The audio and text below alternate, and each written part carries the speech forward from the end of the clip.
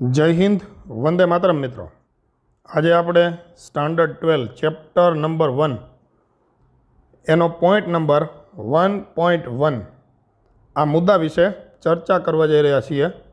મુદ્દાનું main heading છે અલિંગી પ્રજનન। આપણે ઇંગ્લિશમાં એને કહેશું અસેક્સ્યુઅલ રિપ્રોડક્શન। ચાલો રેડી, તો મુદ્દો શરૂ કરીએ। આપણે જાણીએ છીએ આગળના પોઈન્ટની અંદર આપણે એવી ચર્ચા કરેલી કે પ્રજનનના મુખ્ય પ્રકારો બે છે। એમાં એક છે અલિંગી પ્રજનન અને બીજો પ્રકાર છે લિંગી પ્રજનન। સામાન્ય રીતે અલિંગી પ્રજનનમાં એક જ પિતૃ ભાગ લે છે અને લિંગી પ્રજનનમાં બે અલગ અલગ જાતિના વિરુદ્ધ જાતિના મતલબ એક નર અને એક માદા પ્રાણીઓ એમ બે સજીવ ભાગ લે તો એ લિંગી પ્રજનન છે। અહીંયા માત્ર આપણે ચર્ચા અલિંગી પ્રજનનની કરીશું।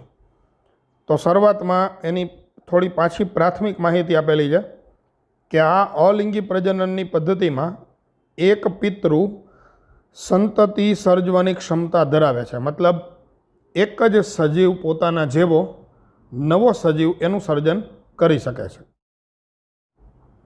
પરિણામે સર્જાતી નવી સંતતિ એ એકબીજાના જેવી જ નહીં પરંતુ તેઓના પિતૃની આબેહૂબ પ્રતિકૃતિ હોય છે। મિત્રો, રિયલમાં જોવા જઈએ તો આ વાક્ય રચના થોડી જટિલ કરેલી છે। આટલા વાક્યની રિયલમાં કોઈ જરૂરિયાત નથી। સીધું એવું લખો તો પણ ચાલે કે અલિંગી પ્રજનનથી સર્જાતી સંતતિ તેના પિતૃની આબેહૂબ પ્રતિકૃતિ હોય છે। મતલબ સેમ ટુ સેમ, એક પણ લક્ષણ બદલાયેલ હોતા નથી, બિલકુલ ક્લોન હોય। ક્લોન મતલબ પ્રતિકૃતિ। શું આ સંતતિઓ જનીનિક દ્રષ્ટિએ સમાન અથવા તો ભિન્ન હોય છે? તો જવાબ છે જનીનિક દ્રષ્ટિએ એ 100% સમાન હોય, 100%। એમાં ભિન્નતા જેવું બિલકુલ હોતું નથી, કારણ કે એક જ સજીવ પ્રજનનમાં ભાગ લે છે અને એ જ સજીવ દ્વારા નવી સંતતિ જ્યારે સર્જાય ત્યારે નવી સર્જાયેલી સંતતિમાં મૂળ પિતૃ જેવા જ 100% લક્ષણો આવે। આમ અલિંગી પ્રજનનથી પેઢી દર પેઢી લક્ષણો જરા પણ બદલાયા વિના બિલકુલ પિતૃ પેઢી જેવા જ આવે છે। એટલે કે જનીનિક દ્રષ્ટિએ સંતતિઓ પણ સમાન હોય। માનો કે એક પિતૃ દ્વારા 5 સંતતિઓનું નિર્માણ થાય તો એ 5 સંતતિઓ પણ લક્ષણોની બાબતમાં જનીનિક દ્રષ્ટિએ સમાન હોય છે। એનું જનીન બંધારણ બિલકુલ સેમ હોય છે। આમ બાહ્યાકાર અને જનીનિક રીતે સમાન સજીવો માટે જનીનિક પ્રતિકૃતિ આવો શબ્દ તમે વાપરી શકો। જનીનિક પ્રતિકૃતિ એને ઇંગ્લિશમાં કહેવાય ક્લોન। તો આપણે આ શબ્દ ખાસ ધ્યાનમાં રાખશું, ક્લોન। ચાલો રેડી। બાહ્યાકાર એટલે બહારનો દેખાવ, જનીનિક રીતે એટલે કે એનું જનીન બંધારણ, એના રંગસૂત્ર બિલકુલ સમાન હોય તો એવા સજીવો માટે આપણે શબ્દ વાપરી શકીએ કે એવા સજીવો એકબીજાના ક્લોન છે, મતલબ જનીનિક પ્રતિકૃતિ છે। અને ખૂબીની વાત એ છે મિત્રો કે અલિંગી પ્રજનન થશે એટલે નવી સર્જાયેલી સંતતિ ક્લોન બનશે, મતલબ સેમ ટુ સેમ એના માતા પિતા જેવી જ બનશે। આમ જોવા જઈએ તો એમાં માતા કે પિતા જેવું કંઈ છે જ નહીં। માતા પણ એ જ છે અને પિતા પણ એ જ છે, એટલા માટે એને શબ્દ વાપરેલો છે પિતૃ જેવી સંતતિ સર્જાશે। ચાલો રેડી। તો મિત્રો, હવે આપણે અલિંગી પ્રજનન એના પ્રકારોની થોડી આપણે ચર્ચા કરવા જઈ રહ્યા છીએ।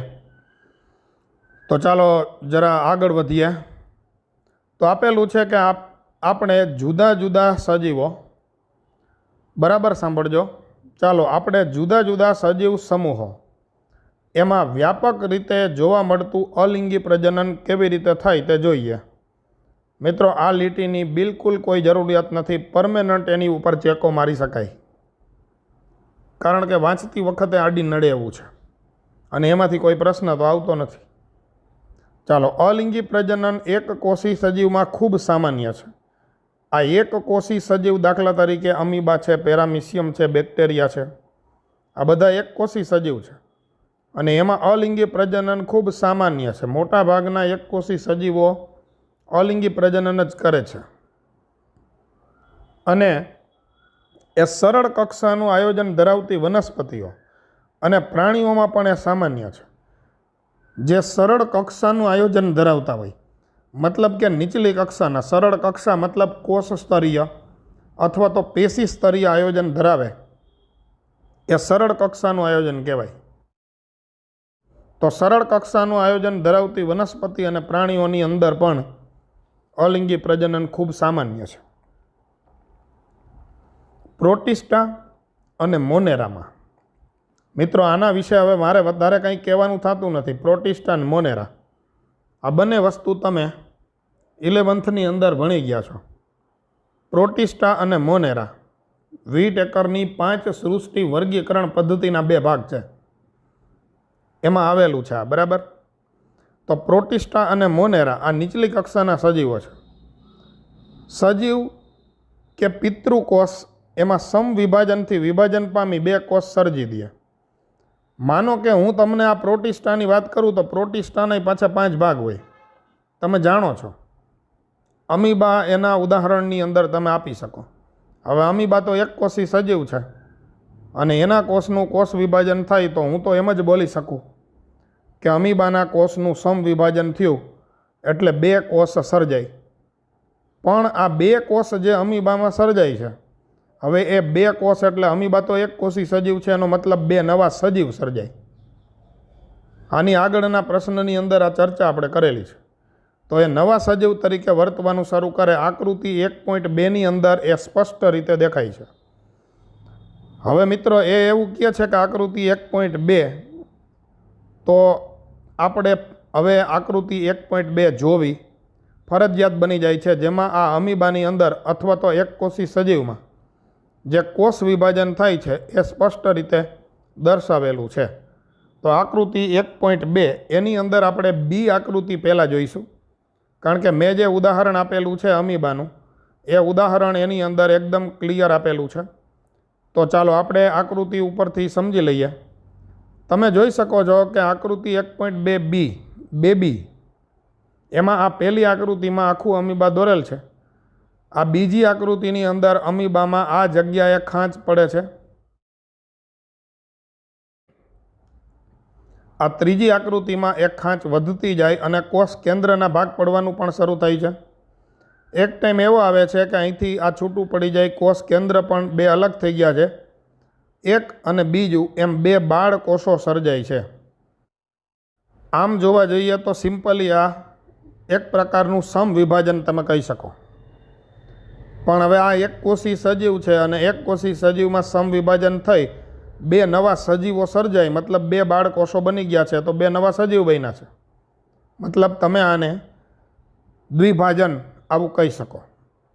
તો મિત્રો ખાસ ધ્યાનમાં રાખશું કે અલિંગી પ્રજનન એનો પ્રકાર નંબર 1, બરાબર સાંભળજો. અલિંગી પ્રજનન એનો પ્રકાર નંબર 1 છે દ્વિભાજન, ભૂલાય નહીં. દ્વિભાજન અમીબા અને પેરામિશિયમ એની અંદર જોવા મળે છે. જો અહીંયા 2 ઉદાહરણ પણ આપેલા છે, અમીબા અને પેરામિશિયમ, અને અહીંયા દ્વિભાજન લખેલું પણ છે. ચાલો આપણે ટેક્સ્ટ બુકની અંદર છે એમ લીટીએ લીટી જરાક વાંચી લઈએ એટલે આઈડિયા ક્લિયર થઈ જાય. આકૃતિ 1.2 આપણે જોઈ લીધી છે, જેમાં અમીબાની અંદર દ્વિભાજન દર્શાવેલું છે. આમ જોવા જઈએ તો આ સજીવોની અંદર કોષ વિભાજન ખુદ પોતે જ પ્રજનનનો એક પ્રકાર બની જાય છે. મતલબ એ અલિંગી પ્રજનનનો પ્રકાર નંબર 1 છે, જેને દ્વિભાજન કહેવાય છે. ઘણા એકકોષી સજીવો, ઉદાહરણ આપણી સામે આકૃતિમાં હતું અમીબા, એ એકકોષી સજીવ જ છે, બરાબર. તો ઘણા એકકોષી સજીવો દ્વિભાજન, બોલે તો એને કહેવાય બાઇનરી ફિઝન, એના દ્વારા પ્રજનન કરે છે, જેમાં 2 અર્ધ ભાગમાં કોષ વિભાજિત થઈ જાય અને દરેક ભાગ ઝડપથી વૃદ્ધિ પામી અને એ પુખ્ત સજીવ બની જાય છે. મતલબ 2 નવા સજીવો અસ્તિત્વમાં આવે છે. અમીબા અને પેરામિશિયમની અંદર આ જોવા મળે છે. મિત્રો તમે સરસ મજાનો ચાર્ટ પણ બનાવી શકો. ઉપર લખી શકાય અલિંગી પ્રજનનના પ્રકાર, તો એમાં પહેલો પ્રકાર આવે દ્વિભાજન. હવે બીજો પ્રકાર આપણે કલિકા સર્જન વિશે ભણીએ છીએ. તો કલિકા સર્જન શું છે એની થોડી ચર્ચા કરીએ. ઈસ્ટ એક પ્રકારની એકકોષી ફૂગ છે. ઈસ્ટ એક પ્રકારની એકકોષી શું છે ભાઈ? તો કે ફૂગ છે. આમ તો ફૂગ એટલે એ બહુકોષી સજીવ સૃષ્ટિની અંદર આવે છે, પણ એમાં અપવાદરૂપ છે ઈસ્ટ એકકોષી ફૂગ છે. ઈસ્ટ એ વિભાજન એની અંદર થાય છે, પણ અસમાન પ્રકારનું વિભાજન થાય, જેથી એમાં નાની નાની કલિકાઓ એટલે કે બડ્સ સર્જાય છે. કલિકા સર્જન એને ઇંગ્લિશમાં કહેવાય બડિંગ, અને કલિકાને ઇંગ્લિશમાં કહેવાય બડ્સ. જે પ્રારંભમાં પિતૃકોષ સાથે જોડાયેલ હોય, આ કલિકાઓ છેવટે છૂટી પડી નવી ઈસ્ટ તરીકે એટલે કે નવા સજીવ તરીકે એ વિકસી જાય છે અને પુખ્ત બને છે. મિત્રો, આપણે આ જે વાંચી ગયા છીએ એ ખાલી એમને વાંચવાથી ન સમજાય, પણ એના માટે ટેક્સ્ટ બુકની અંદર સરસ મજાની આકૃતિ આપેલી છે. આકૃતિ 1.2a. આ આકૃતિનો આપણે ઉપયોગ કરીએ એટલે આ જે મુદ્દો છે કલિકા સર્જન એ ખૂબ સરળતાથી સમજાય એમ છે. તો મિત્રો, તમે આકૃતિ જોઈ શકો છો, અને આકૃતિ જોતાં એવો ખ્યાલ આવી જાય છે કે આ પિતૃકોષ છે. પિતૃકોષની અંદર આ એનું કોષ કેન્દ્ર છે. તમે આકૃતિમાં જોઈ શકો છો કે આ બીજી આકૃતિમાં કેવું થયું છે તો કે કોષ કેન્દ્રના ભાગ પડવાનું શરૂ થયું. ત્રીજી આકૃતિમાં 2 સ્વતંત્ર કોષ કેન્દ્ર અસ્તિત્વમાં આવી ગયા છે, અને અહીંયા કોષ દિવાલમાં પણ ખાંચ પડવાનું શરૂ થયું છે. તો આ ખાંચ ધીમે ધીમે વધતી જશે. એક ટાઈમ એવો આવશે કે આ કોષ મોટો છે અને આ કોષ નાનો છે.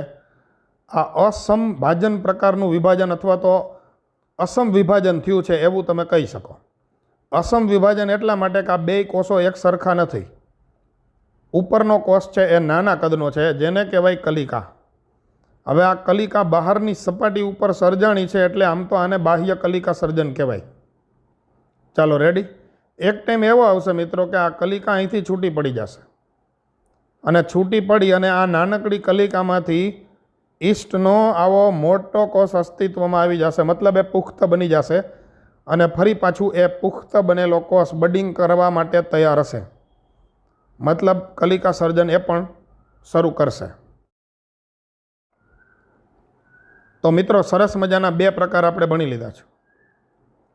સરસ મજાના 2 પ્રકારો એના વિશેની વાત આપણે ભણી લીધી છે. કયા 2 પ્રકાર આપણે ભણેલ છીએ? તો કે પ્રકાર નંબર 1ની વાત આપણે પહેલી કરેલી, જેની અંદર આપણે ચર્ચા કરેલી દ્વિભાજન અમીબા અને પેરામિશિયમમાં જોવા મળે. અને બીજી ચર્ચા આપણે શેની કરેલી છે?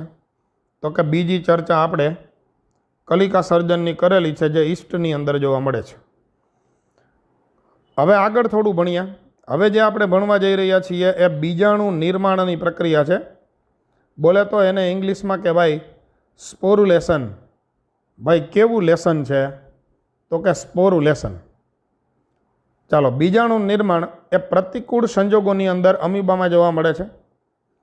પ્રતિકૂળ સંજોગોનો મતલબ શું? તો કે અમીબામાં માનો કે દ્વિભાજન થઈ શકે એમ ન હોય, અને અમીબાને નવી સંતતિ સર્જવી હોય, તો એ પ્રતિકૂળ સંજોગો છે. અને પ્રતિકૂળ સંજોગોની અંદર અમીબા પોતાના ખોટા પગ પાછા ખેંચી લે છે. અમીબા પોતાના ખોટા પગ શું કરે છે? તો કે પાછા ખેંચી લે છે, અને પોતાની આસપાસ મજબૂત ત્રિસ્તરીય આવરણ, જેને કોષ્ઠ કહેવાય, એનો સ્ત્રાવ કરે છે. આ પ્રક્રિયાને કોષ્ઠન આવા નામથી ઓળખવામાં આવે છે. બોલે તો ઇંગ્લિશમાં એને કહેવાય ઇન્સિસ્ટેશન. ઇંગ્લિશમાં શું કહેવાય? ઇન્સિસ્ટેશન. ચાલો રેડી. તો કોષ્ઠનની આ પ્રક્રિયા કઈ રીતે થાય છે એ સમજવા માટે આપણે જરા આકૃતિ દોરીએ અમીબાની, અને સમજીએ કે અમીબા કઈ રીતે પોતાના ખોટા પગ પાછા ખેંચી લે છે. અહીંયા થોડી જગ્યા છે, તો હું જગ્યાની અંદર આકૃતિ દોરું છું. બરાબર સાંભળજો. દાખલા તરીકે આપણે આ અમીબા દોરેલું છે, તો અમીબાનો આકાર મિત્રો નિશ્ચિત હોતો નથી, એ પોતાનો આકાર સતત બદલી શકે છે. હવે આ જે છે એ ખોટા પગ છે. અહીંયા આ છે એ પણ ખોટા પગ છે. અહીંયા પણ આ ખોટા પગ છે, મતલબ ડુપ્લિકેટ લેગ છે ચાઇનાના. અમીબા પોતાના ખોટા પગ છે એ પાછા ખેંચી લેશે. હવે આ બધા ખોટા પગ આવી રીતે આમ પાછા ખેંચાઈ જાય, તો અમીબાનો આકાર કેવો બની જાય? તો કે અમીબાનો આકાર આવો ગોળ જેવો થઈ જાય. ચાલો રેડી. આ એનું કોષ કેન્દ્ર છે. ત્યારબાદ અમીબાની ફરતે 3 પડની દિવાલ રચાય. અમીબાની ફરતે કેટલા પડની દિવાલ રચાય છે? તો કે 3 પડની દિવાલ રચાય. આ 3 પડની જે દિવાલ રચાણી છે એને કોષ્ઠ બન્યું કહેવાય, અથવા આ પ્રક્રિયાને કોષ્ઠન કહેવાય. ત્યારબાદ શું થશે? તો કે આનું જે આ કોષ કેન્દ્ર છે એ કોષ કેન્દ્ર એનું વારંવાર વિભાજન થશે. અને આ કોષ કેન્દ્રનું વારંવાર વિભાજન થયા પછી, બરાબર સાંભળજો, આ કોષ કેન્દ્રનું વારંવાર વિભાજન થયા પછી ઘણા બધા કોષ કેન્દ્ર ત્યાં અસ્તિત્વમાં આવી જશે. અને એ ઘણા બધા કોષ કેન્દ્ર એ આખા કોષરસની અંદર ફરતી બાજુએ છવાઈ જશે. ચાલો રેડી છે? તો સરસ મજાની વાત આપણે ભણેલા છીએ. ઘણા બધા કોષ કેન્દ્ર આ કોષ્ઠન થયા પછી એની અંદર આવી જશે. દાખલા તરીકે હું અહીંયા અલગથી દોરી નાખું. આ અમીબા આપણે દોરેલું છે, એની ફરતી બાજુએ આ 3 પડનું આવરણ પણ આપણે ફરીથી દોરી નાખ્યું. અને આની અંદર આવા ઘણા બધા કોષ કેન્દ્ર રચાઈ ગયા છે. તો આ દરેક કોષ કેન્દ્રની ફરતી બાજુએ થોડો કોષરસ ગોઠવાશે. અને એક ટાઈમ એવો આવી જશે કે અહીંથી આ કોષ્ઠ તૂટશે. અહીંથી આ કોષ્ઠ શું થશે? તો કે તૂટશે. અને મિત્રો, કોષ્ઠ તૂટે એટલે આ બધા અમીબા એ બહાર આવશે. હવે એને અમીબા ન કહેવાય, એને કોષ કેન્દ્ર પણ ન કહેવાય. એનું એક સ્પેશિયલ નામ છે, એને કહેવાય સૂક્ષ્મ અમીબા. મિત્રો, આપણે એવું કહી શકીએ એ અમીબાના બચ્ચા છે, જેને કુટપાદીય બીજાણુ પણ કહી શકાય. અને આ પ્રકારની પ્રજનનની પ્રક્રિયાને કહેવાય બીજાણુ નિર્માણ. આ દરેક બહાર આવેલ જે અમીબાના સૂક્ષ્મ જીવો છે અથવા તો સૂક્ષ્મ અમીબા છે એ વિકાસ પામી ધીમે ધીમે એ પુખ્ત બનશે અને એકમાંથી એક નવા અમીબાનું નિર્માણ થશે. તો ખાસ ધ્યાનમાં રાખશું, પ્રતિકૂળ સ્થિતિ હોય તો એવા સંજોગોની અંદર અમીબામાં શું જોવા મળે છે? તો કે બીજાણુ નિર્માણ. ચાલો એમાં છે એમ આપણે એક વખત વાંચી લઈએ એટલે પૂરું થાય. પ્રતિકૂળ સંજોગોમાં અમીબા પોતાના ખોટા પગને પાછા ખેંચી લે છે. પોતાની આસપાસ મજબૂત ત્રિસ્તરીય આવરણ, જેને કોષ્ઠ કહેવાય, આ પ્રક્રિયાને કોષ્ઠન કહેવાય. જ્યારે અનુકૂળ પરિસ્થિતિ પ્રાપ્ત થાય ત્યારે કોષ્ઠન પામેલ અમીબા બહુભાજન પામે છે. બહુભાજન મતલબ જાજા બધા કોષ કેન્દ્ર બન્યા હતા, ઘણી વખત વિભાજન થયું એટલે એને શું કીધું? બહુભાજન.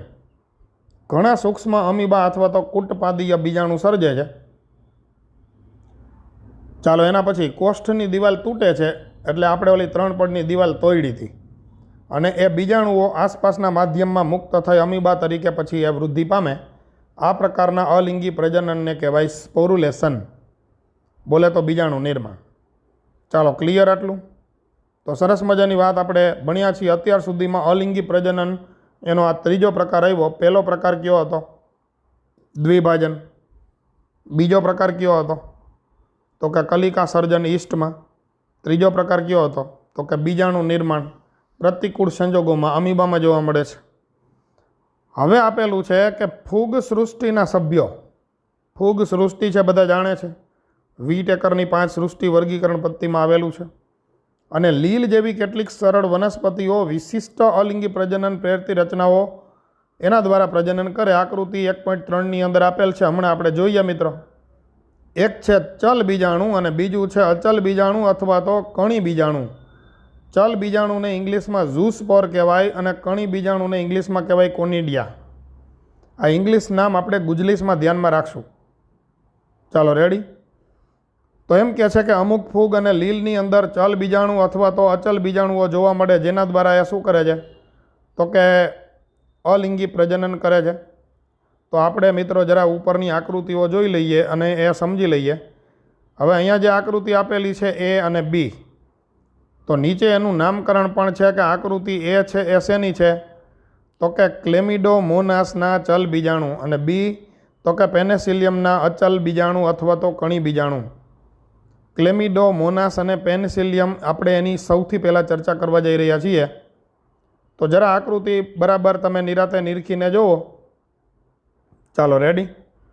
તો પહેલી આકૃતિ જોતાં ખ્યાલ પડે છે કે ક્લેમિડોમોનાસ છે.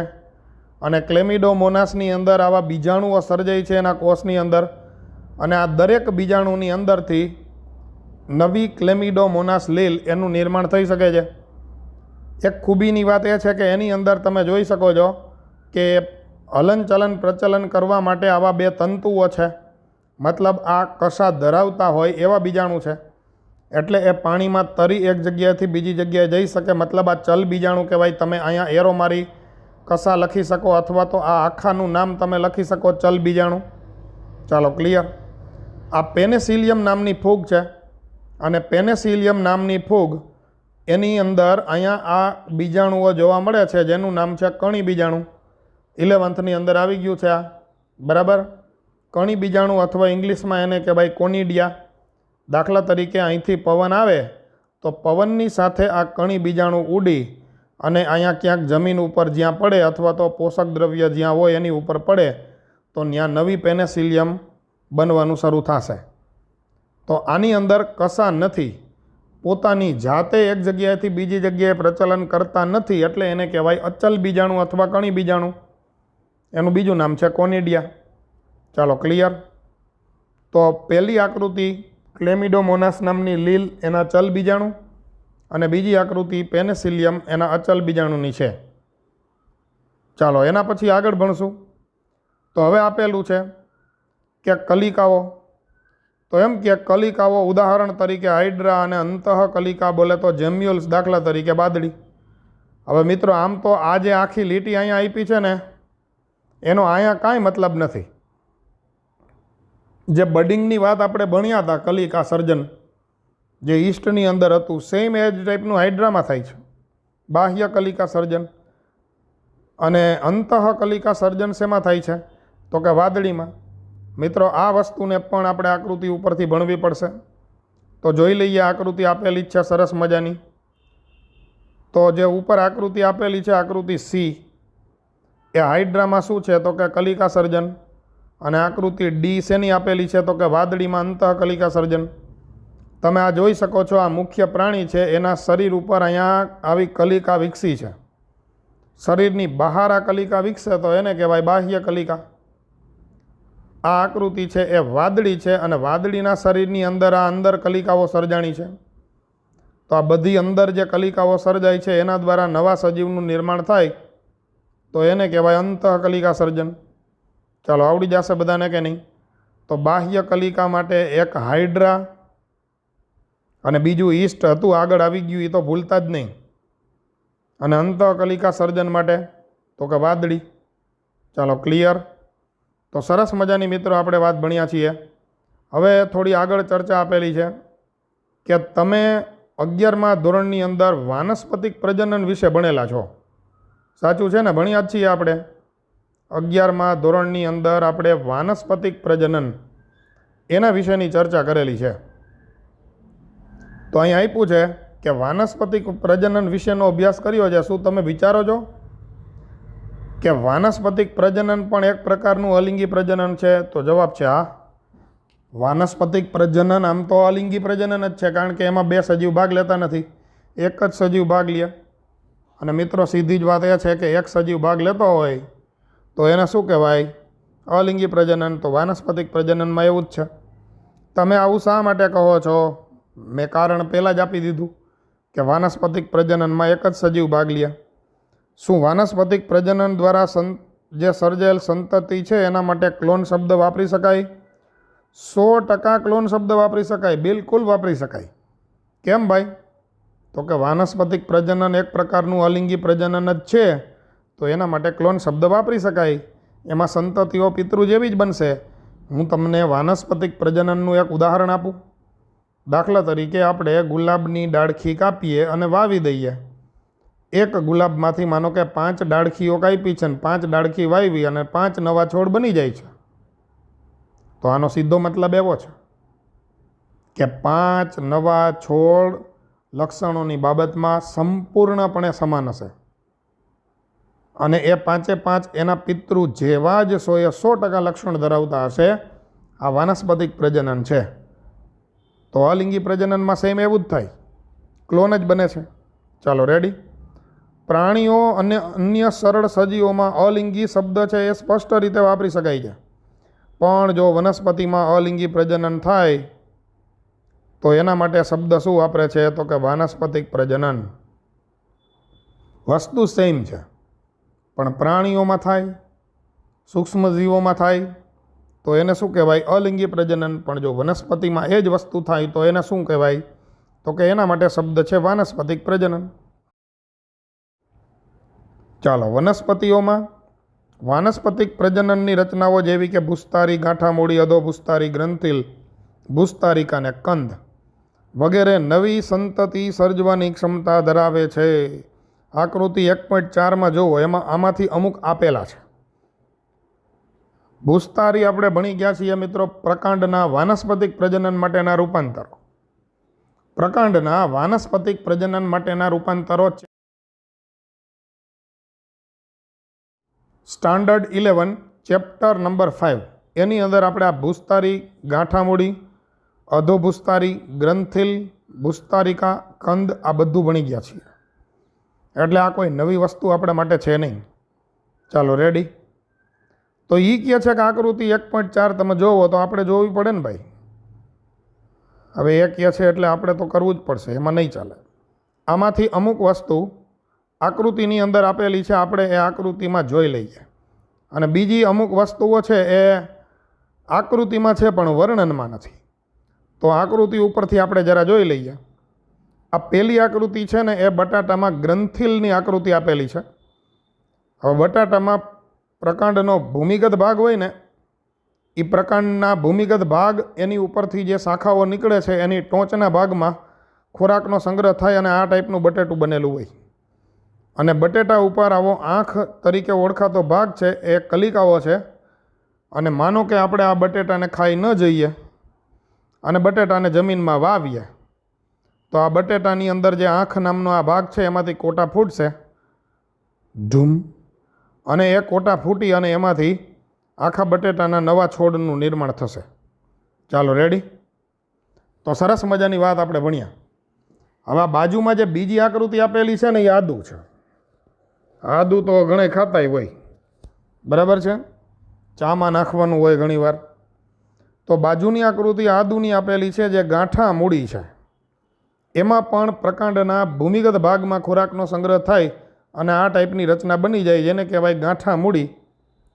અને એ ગાંઠા મૂળી છે એની ઉપર આવા આગંતુક મૂળ અથવા તો એને કહેવાય અસ્થાનિક મૂળ, કારણ કે પ્રકાંડ ઉપરથી સર્જાણા ને એટલે એને કહેવાય અસ્થાનિક મૂળ. આગંતુક મૂળ પણ છે, એમાં ગાંઠ પણ આવેલી છે. તો પ્રકાંડનો ભાગ છે ગાંઠ, અને એ ઉપરાંત એમાં કલિકાઓ આવેલી છે.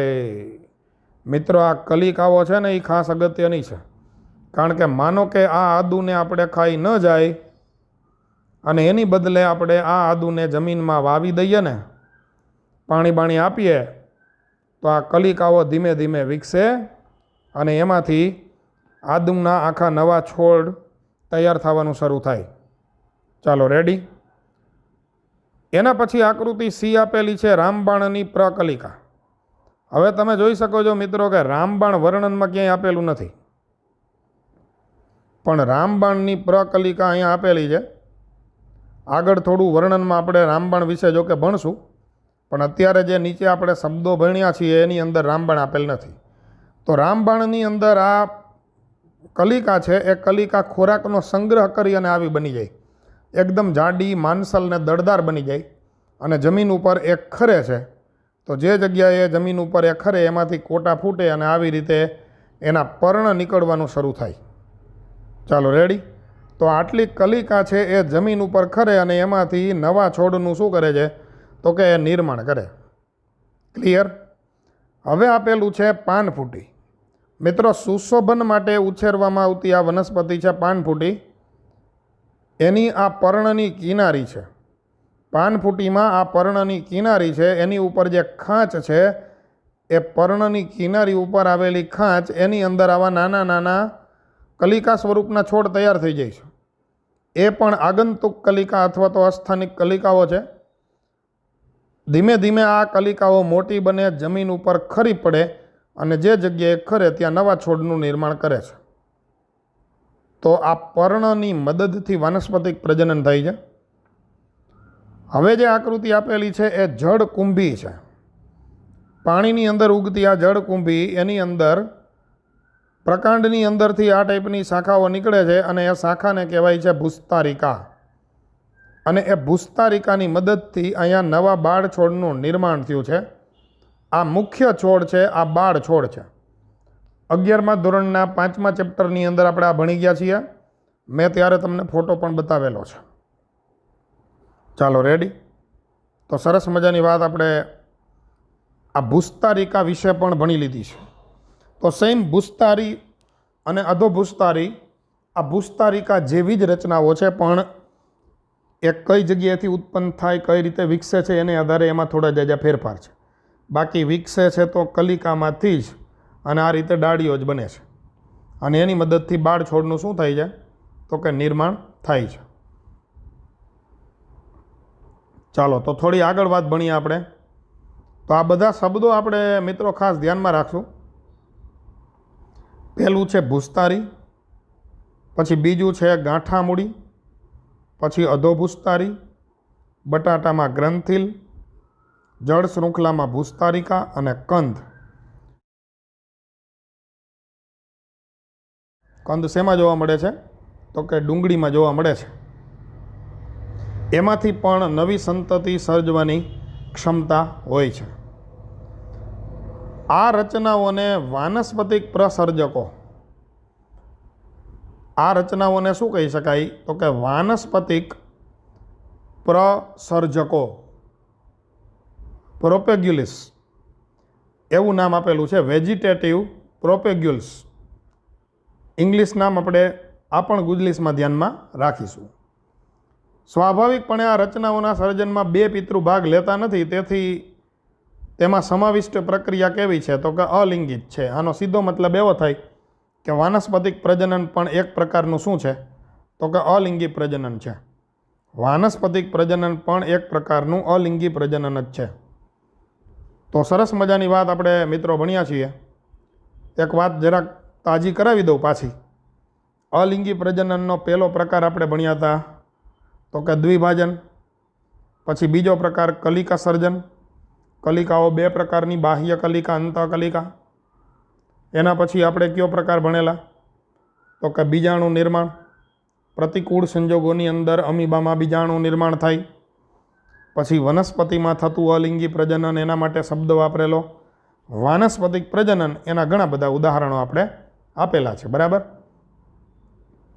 હવે આપેલું છે કે કેટલાક સજીવમાં સજીવ દેહ, કેટલાક સજીવો એવા છે કે જેની અંદર સજીવ દેહ અલગ ભાગ અથવા તો ટુકડાઓમાં તૂટી જાય છે, વિભાજિત થઈ જાય છે, અને દરેક ટુકડામાંથી નવો સજીવ સર્જાય છે.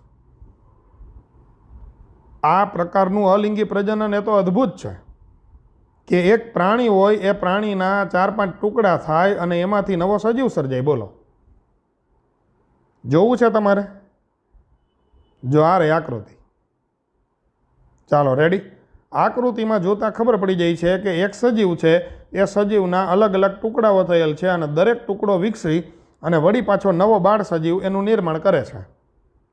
ચાલો રેડી. એ પુખ્ત પ્રાણીમાં ફેરવાય છે. સંતતિ સર્જવાની આવી ક્ષમતા ઘણા બધા પ્રાણીઓ ધરાવે છે. દાખલા તરીકે હાઇડ્રા. લ્યો બોલો, હાઇડ્રાની અંદર આવું થાય છે. આ પણ અલિંગી પ્રજનનનો જ એક પ્રકાર છે અને એને કહેવાય અવખંડન. એવા પ્રકારના અલિંગી પ્રજનન, એના માટે શબ્દ શું વાપરેલ છે? અવખંડન. ચાલો, આવડી જશે બધાને કે નહીં? તો હવે કોઈ તમને પૂછે કે અલિંગી પ્રજનનના પ્રકાર કેટલા, તો હવે તમે ચાર્ટ બનાવી શકો ને સરસ મજાનો.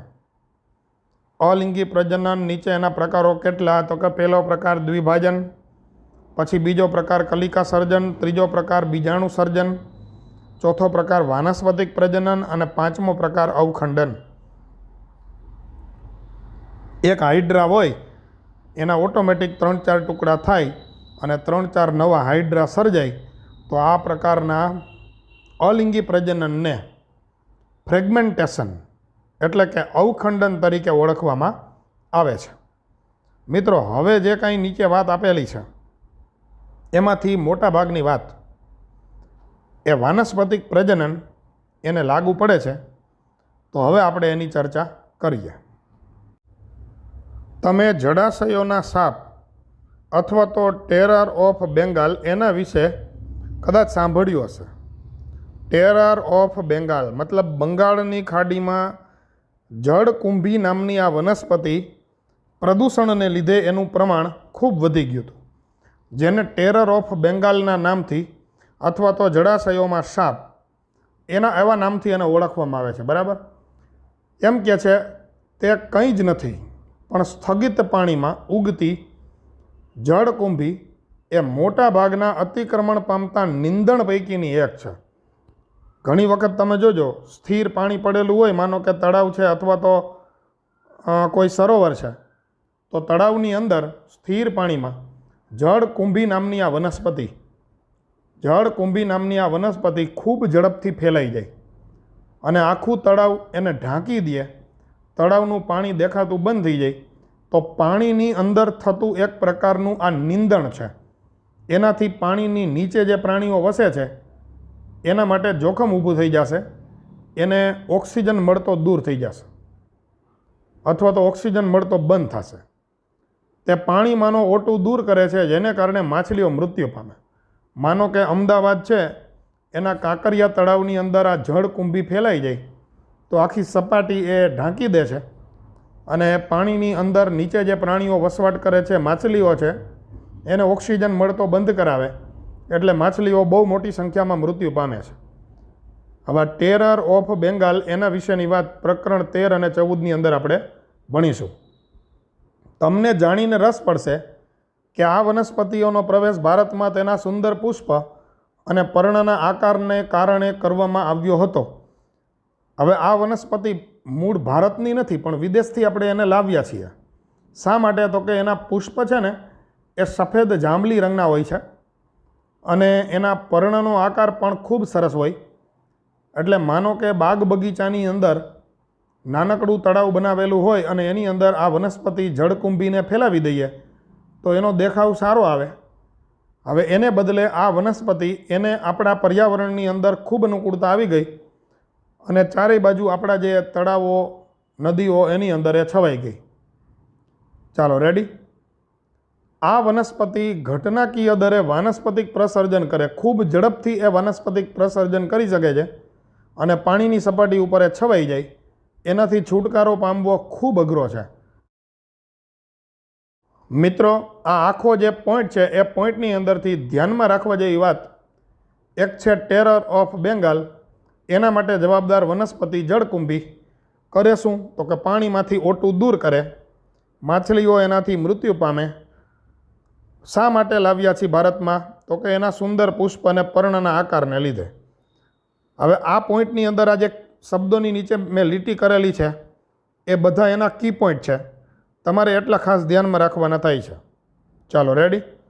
શું તમે જાણો છો કે બટાટા, શેરડી, કેળા, આદુ અને ડહાલિયા એને કેવી રીતે ઉછેરવામાં આવે? ડહાલિયા એક પ્રકારની વનસ્પતિ, ટૂંકમાં સક્કરિયા ટાઈપનું છે. થોડું પાતળું છે સક્કરિયા કરતાં. જેમ સક્કરિયાના મૂળનો ટુકડો વાવી દો અને ઉગી જાય એમ ડહાલિયા પણ સેમ એ જ રીતે ઉગી જાય છે. ચાલો, એમ કહે છે કે બટાટા, શેરડી, કેળા, આદુ, ડહાલિયા આને કેવી રીતે ઉછેરવામાં આવે છે? તો એ સ્વઅધ્યયન માટેનો એક મુદ્દો આપેલ છે. માનો કે કેળા ઉછેરવા હોય તો એના રોપા તૈયાર મળે, પણ રોપા પહેલાં બનાવે, એની ગાંઠ હોય અને એ ગાંઠા મૂડીને વાવે, પછી એમાંથી એ બને છે. સેમ આદુમાં પણ એવું છે. શેરડીની પણ ગાંઠ વાવે છે. આપણે શેરડી ખાતા હોઈએ ત્યારે જે વચ્ચેનો ગાંઠનો ભાગ આપણે કાઢીને ફેંકી દઈએ છીએ, રિયલમાં એ ગાંઠનો ભાગ જો વાવી દેવામાં આવે તો નવી શેરડી ઉગી જાય. તો એમ કહે છે કે આ બધા જે ઉદાહરણ આપેલ છે એમાં ખાસ કરીને પ્રકાંડની ગાંઠનો ભાગ વાવવામાં આવે છે, જેનાથી આ નવો છોડ તૈયાર થાય. શું બટાટા એના ગ્રંથિલ પરની કલિકા એટલે કે આંખ, આગળના પેજની આકૃતિમાં આપણે એ આંખ જોયેલી છે અથવા તો એ કલિકાને આપણે જોઈ છે. કેળ અને આદુ એની અંદર ગાંઠા મૂડીમાંથી નવા છોડ ઉગે છે. શું તમે એ જોયા છે? તો ઘણા એ જોયા હોય, ઘણા એ ન પણ જોયા હોય. જનરલી આપણે અહીંયા જોવા જઈએ તો રાજપીપળા નર્મદા જિલ્લાની અંદર કેળની ખેતી પુષ્કળ પ્રમાણમાં થાય છે. એટલે કદાચ ત્યાં જે કોઈ ગયું હોય તો એને જોયેલ હોય. ચાલો રેડી. એમ કહે છે કે જ્યારે તમે કાળજીપૂર્વક ઉપરયુક્ત જણાવેલ વનસ્પતિમાં જ્યારે તમે કાળજીપૂર્વક પ્રાંકુર એટલે કે નવી વનસ્પતિ, પ્રાંકુર એટલે કોટો ફૂટે ને એને પ્રાંકુર કહેવાય. ઝાડ જ્યારે આપણે વાવીએ, ગાંઠ વાવીએ અને એમાંથી અંકુર ફૂટે તો એને કહેવાય પ્રાંકુર. એ સર્જનની જગ્યા નક્કી કરો. બટાટા માનો કે જમીનમાં દાટી દો, પાણી પાવ, અઠવાડિયા પછી એને બહાર કાઢો એટલે એ નક્કી થઈ જશે કે કઈ જગ્યાએથી કોટો ફૂટે છે. ત્યારે તમે નોંધશો કે તે રૂપાંતરિત પ્રકાંડમાં રહેલ ગાંઠમાંથી જ ઉદ્ભવે છે. એટલે આપણે તમને કીધેલું કે આ જે ઉદાહરણ બધા આપેલા છે એ બધા ઉદાહરણની અંદર ખાસ તો ગાંઠના ભાગમાંથી જ શું થાય છે તો કે નવા છોડ ઉદ્ભવે. જ્યારે આ ગાંઠ દાખલા તરીકે શેરડીની ગાંઠ છે, ભીની જમીન કે પાણીના સંપર્કમાં આવે ત્યારે તે શું કરશે તો કે મૂળ અને નવા છોડ વિકસાવવાનું શરૂ કરશે. આ જ રીતે પાનફૂટીના પર્ણની કિનારી, આગળના પેજમાં પાનફૂટીની આકૃતિ જોઈ, એના પર્ણની કિનારી ઉપર ખાંચ હોય અને એમાંથી અસ્થાનિક એટલે કે આગંતુક કલિકાઓ ઉદ્ભવે. અને આ અસ્થાનિક કલિકાઓ ધીમે ધીમે શું થાય તો કે મોટી થાય, જમીન ઉપર ખરે અને જે જગ્યાએ પડે છે ત્યાં નવા છોડનું નિર્માણ કરે. આ ક્ષમતાનો બહોળા પ્રમાણમાં ઉપયોગ વનસ્પતિઓના વ્યાપારિક ધોરણે ઉત્પાદન અને પ્રસર્જન માટે માળીઓ અથવા તો ખેડૂતો દ્વારા કરવામાં આવે છે. ખેડૂતો શું કરે તો કે જાજી બધી આવી શેરડીની ગાંઠ ભેગી કરે અને એ ગાંઠને જમીનમાં દાટી દે, વાવે ટૂંકમાં, અને પછી પાણી આપે એટલે એમાંથી નવી શેરડી બનવાનું શરૂ થઈ જાય છે. સિમ્પલ છે, બરાબર. ચાલો હજી આગળ વાત કરીએ. એ નોંધવું રસપ્રદ છે કે સરળ કક્ષાનું આયોજન ધરાવતા સજીવો, બરાબર સાંભળજો, એ નોંધવું રસપ્રદ છે કે સરળ કક્ષાનું આયોજન ધરાવતા સજીવો જેવા કે લીલ અને ફૂગ, એમાં અલિંગી પ્રજનન સર્વસામાન્ય છે. અલિંગી પ્રજનન એમાં નોર્મલી થાય છે, બરાબર. જ્યારે પ્રતિકૂળ પરિસ્થિતિ સર્જાય એટલે તેઓ લિંગી પ્રજનન દર્શાવવાનું શરૂ કરી દે. મતલબ અનુકૂળ પરિસ્થિતિ એની અંદર અલિંગી પ્રજનન અને પ્રતિકૂળ પરિસ્થિતિ સર્જાય તો એમાં એ શું શરૂ કરી દે તો કે લિંગી પ્રજનન. કોણ તો કે સરળ કક્ષાનું આયોજન ધરાવતા સજીવ, મતલબ કોષ સ્તરનું અથવા પેશી સ્તરનું આયોજન જે સજીવો ધરાવે એમાં મોટા ભાગે અલિંગી પ્રજનન થાય. પરંતુ પ્રતિકૂળ સ્થિતિ હોય તો શું થાય તો કે લિંગી પ્રજનન થાય.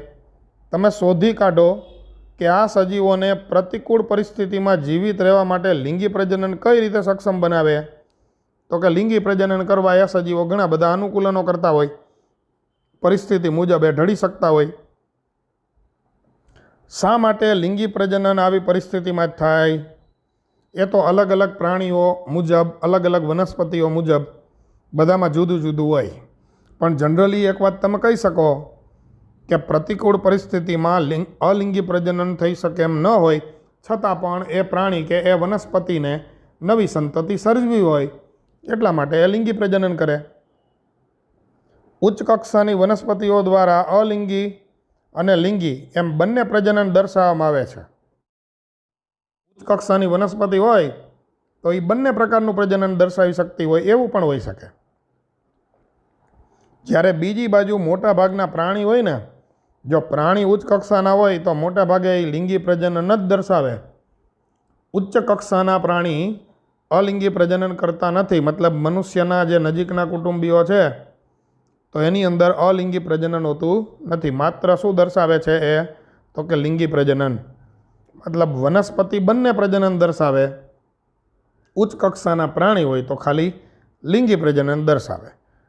તો મિત્રો અહીંયા આપણે અલિંગી પ્રજનનની સરસ મજાની વાત પૂર્ણ કરીએ છીએ. તમે ચેનલને સબસ્ક્રાઈબ કરી લેજો, વિડીયોને લાઈક અને શેર કરજો. આવજો મિત્રો, ફરી મળીશું. સાથે મળી જીવ વિજ્ઞાન ભણીશું. સુતરિયા સરના. જય હિન્દ, વંદે માતરમ.